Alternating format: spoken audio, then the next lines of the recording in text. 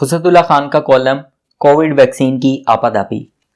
जब तक कोरोना की वैक्सीन तैयार नहीं हुई थी, वायरस ने महमूद अयाज को एक ही सफ में खड़ा कर दिया था।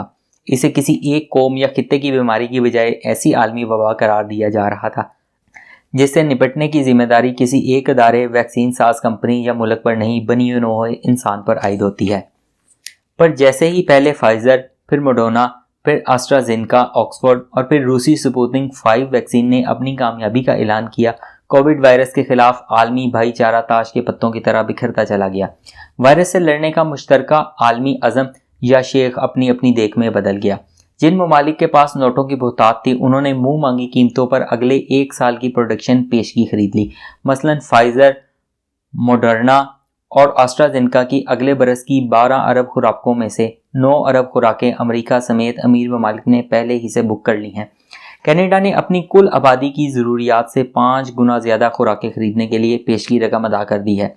अगरचे इस वक्त मुख्तलिफ ममालिक में लगभग 50 अदारे कोविड वैक्सीन की तैयारी पर काम कर रहे हैं। इनमें से 20 के बारे में उम्मीद है कि अगले 1 बरस में मार्केट में आ जाएंगी, मगर वो कितनी मौसर होंगी और उनके ज़ीली असरात कितने कम या ज़्यादा होंगे, इसकी जानकारी में वक्त लगेगा। इस दौर में जो कंपनियां पहले शामिल हुई हैं, लामहला वो सबसे ज़्यादा फ़ायदा कमाएंगी, मगर क्या वो इस वैक्सीन की तैयारी के अमल में अपनी तहकीक व तरक्की के अखराजात पूरे करने और अपने हिस्स याफ्तगान को भारी मुनाफा तकसीम करने के बाद इस वैक्सीन का फार्मूला आम इस्तेमाल के लिए खोल देंगी? ये वो सवाल है जिसका जवाब ही इस बात को यकीनी बनाएगा कि दुनिया के आखिरी आदमी तक, कि जिसके पास 2 वक्त की रोटी के लिए भी मुश्किल पैसे हैं, इस तक वैक्सीन कब पहुँचेगी। अमीर ममालिक चाहें तो वैक्सीन की आलमी सतह पर तकसीम की राह में हायल नाहमवारी को दूर करने में अपना असर और रसूख इस्तेमाल कर सकते हैं, मगर निजी शोबे की बेलगाम ताकत क्या उन्हें ऐसा करने देगी? जो अवाम दोस्त तंजीमें कोविड वैक्सीन के हकूक आम करने का मुतालबा कर रही हैं, उनकी दलील ये है कि पिछले 10 माह के दौरान वैक्सीन की तैयारी के लिए दवा साज कंपनियों को जो सरमाया मिला है, उसमें से 80% पैसा हुकूमतों ने लगाया है, जबकि कंपनियों ने वैक्सीन की तहकीक व तरक्की की मद में अपनी जेब से सिर्फ 20 से 25% पैसे खर्च किए हैं। यानी 10 अरब डॉलर की फंडिंग में इन कंपनियों की फंडिंग का तनासुब 2 से 2.5 अरब डॉलर है।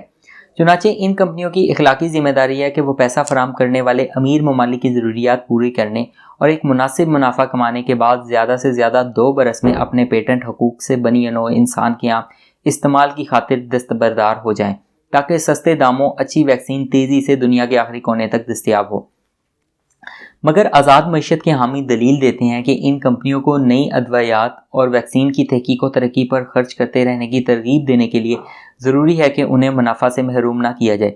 माजी में ज़्यादातर कंपनियां ये सोचकर मुख्तलिफ वबाओं की वैक्सीन तैयार करने में बहुत ज़्यादा पुरजोश नहीं रही, क्योंकि उन वबाओं का हदफ गरीब ममालिक की अक्सरियत होती है और गरीब ममालिक में वैक्सीन खरीदने की सकत भी नहीं होती।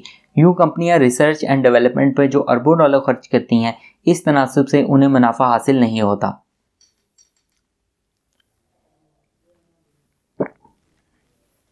ये वो बहस है जो ता क़यामत जारी रह सकती है। अलबत्ता वैक्सीन की मसावी तकसीम के लिए माली तौर पर कमज़ोर ममालिक ने अपना एक वैक्सीन इत्तेहाद कोविड इनिशिएटिव के नाम से तश्कील दिया। पाकिस्तान समेत 172 ममालिक इस इत्तेहाद में शामिल हैं, जिसे आलमी अदारा सेहत की सरपरस्ती हासिल है। ये इत्तेहाद गरीब ममालिक की कम अज़ कम 20% आबादी को अगले 1 बरस में वैक्सीन की छतरी तले लाने के लिए कोशां है। इस मकसद के लिए 7 अरब डॉलर के फंड्स जमा करने का हदफ मुकर्रर किया गया है। अब तक लगभग 2 अरब डॉलर ही जमा हो पाए हैं। ये फंड अब तक मुख्तलिफ कंपनियों से 250 मिलियन वैक्सीन खुराकों की खरीदारी में ही कामयाब हो पाया है, जबकि इसका अगले 1 बरस का हदफ कम अज़ कम 2 अरब खुराकों की खरीदारी है।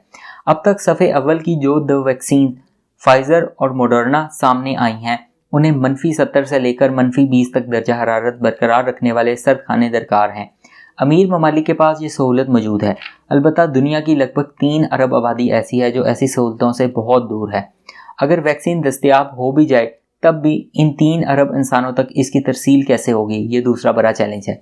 मसलन मकबूजा मगरबी किनारे और गजा की 25 लाख आबादी को अगर फाइजर या मोडर्ना वैक्सीन मिल भी जाए तो उनका ज़ख़ीरा कैसे होगा, क्योंकि पूरे गरब अर्दन में सिर्फ जेरिको शहर में मतलूबा ठंडक पैदा करने वाला एक सिस्टम है, जबकि गजा की 10 लाख आबादी के पास एक भी मतलूबा रेफ्रिजरेशन सिस्टम मौजूद नहीं, और अगर हो भी तो किस काम का, क्योंकि गजा में वैसे भी 24 में से औसतन 20 घंटे बिजली का काल है। इसके बरक्स इसराइल के पास ना सिर्फ वैक्सीन खरीदने की माली इस्तात بلکہ اسے مؤثر درجہ حرارت پر ذخیرہ کرنے کا ریفریجریشن نظام بھی موجود ہے۔ اسرائیل نے فائزر سے 8 ملین اور موڈرنا سے 3 ملین ویکسین خوراکوں کا سودا کیا ہے۔ یہ ذخیرہ 90 لاکھ کی آبادی میں سے نصف کی ویکسینیشن کے لیے کافی ہے۔ اس آبادی میں مقبوضہ فلسطین میں قائم یہودی آباد کار بستی بھی شامل ہے۔ اسرائیل میں روزانہ 60,000 شہریوں کی ویکسینیشن کا کام شروع ہو چکا ہے، مگر مقبوضہ فلسطینی اس انتظام سے باہر ہیں۔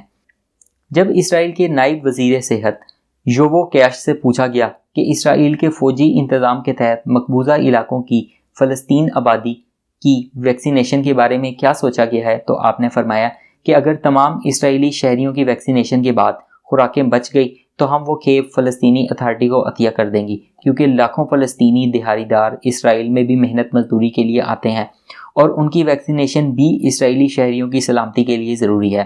اسرائیلی اہلکار کا یہ انسانیت دوست بیان سن کر میری آنکھوں میں آنسو آ گئے۔